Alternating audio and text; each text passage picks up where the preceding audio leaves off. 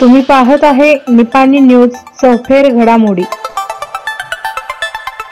निपाणीत पहिल्यांदाच flood light night football स्पर्धेचं आयोजन, मान्यवरांच्या हस्ते उद्घाटन सोहळा।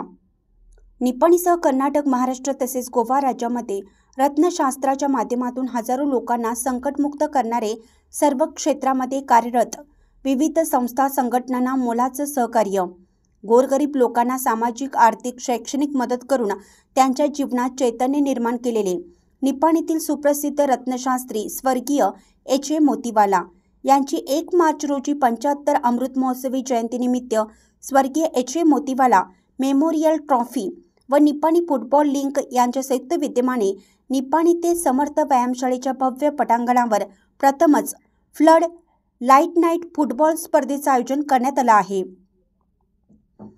उद्घाटन सोहळा प्रसंगी माजी ऊर्जा मंत्री वीरकुमार पाटील, बुढा अध्यक्ष लक्ष्मणराव चिंगळे, निपाणी फुटबॉल अकॅडमीचे अध्यक्ष धनंजय मानवी, माजी जिल्हा पंचायत उपाध्यक्ष पंकज पाटील, डॉक्टर सी.बी. कुरबेट्टी, रत्नशास्त्री ए.एच. मोतीवाला, नगरसेवक संजय पावले, प्रतीक शहा, सूरज राठोड यांच्या हस्ते पूजा व नारळ वाढून हवेत फुगे सोडण्यात आले।